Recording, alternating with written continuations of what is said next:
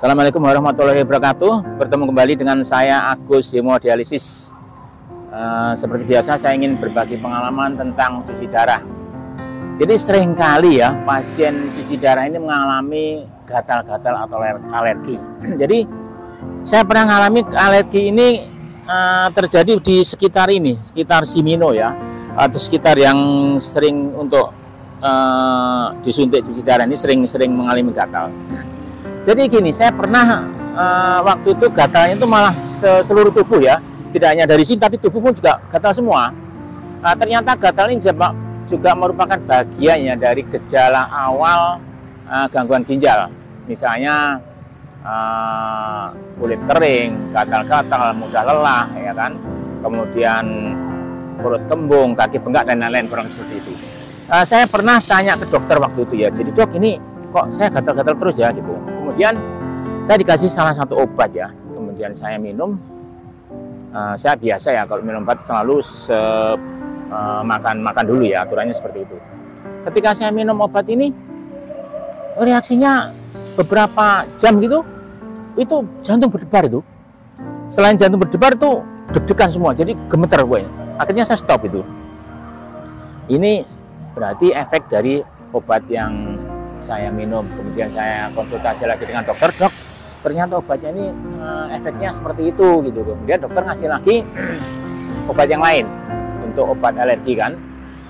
Jadi saya minum itu sebelum tidur malam itu, setelah makan malam gitu ya, saya minum.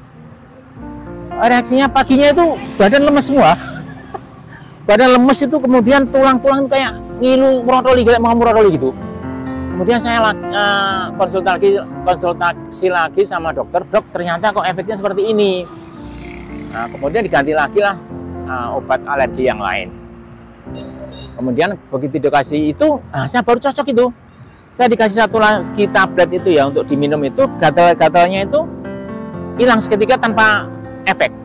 Jadi tidak ada efek apa-apa, gatalnya hilang seketika. Namun demikian dokter menyarankan sekali minum sudah, tidak boleh terus-menerus ya. Begitu gatalnya berhenti ya sudah, minumnya nggak boleh terus-terusan. Kemudian seketika juga saya pernah dikasih juga obatnya untuk yang salep. Jadi kalau misalnya yang gatal itu hanya bagian sini aja, itu juga dikasih salepnya saja. Kalau untuk bagian badan dikasih tabletnya.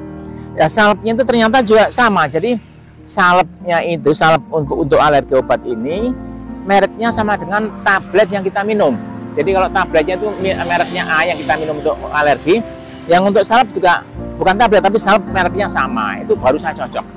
Dan itu halus sekali ya, lembut sekali. Jadi nggak membekas, nggak berbau. Jadi tipis saja itu seketika hilang dan kering sekali. Jadi seperti luka saya ini jadi bagus jadinya. Nah, kesimpulan saya, jadi obat ini ya ternyata tidak semua kondisi tubuh seseorang itu sama. Jadi tergantung kondisi tubuh. Walaupun dokter memberikan resep obatnya seperti itu, kemudian keluarnya ini, tapi tetap kita harus perhatikan efeknya apa, keluarnya apa. Jangan sampai kita minum-minum aja nggak ada cerita, kemudian padahal itu efeknya nggak cocok buat tubuh, kita diem aja, nggak boleh. Itu harus konsultasikan kembali dengan dokter, dan nanti dokter akan ngasih alternatif yang lain. Karena banyak sekali obat itu yang harus kita konsumsi sesuai dengan kondisi badan kita, gitu. Jadi setelah saya minum obat itu, nah baru sekarang saya, oh ternyata obat itu tidak bisa sembarangan juga ketika minum, walaupun di resepkan dokter kita harus pahami dan harus kita rasakan ya, oh tadi saya minum obat ini efeknya apa gitu. Karena apa? Ketika kita punya ini ya alat untuk katakanlah tangannya sudah dioperasi Simino, ini kan nggak boleh digaruk ya, nggak boleh digaruk, diurut, mengangkat berat nggak boleh, makanya kita ini harus terjaga. Oleh karena usahakan ini harus pakai obat oles saja ketika gatal gitu. Karena kalau sampai terjadi ini katakanlah tidak dijaga, ini repot sekali ya. Karena satu-satunya alat, satu-satunya media yang untuk kita cuci darah. Karena kalau tanpa ini kita akan kesulitan. Karena permasalahan ini sangat penting ya. Karena seringkali teman-teman cuci darah juga mengalami ini jadi gangguan. Oleh karena ketika ini sudah bagus, sebaiknya dijaga dengan penuh hati-hati.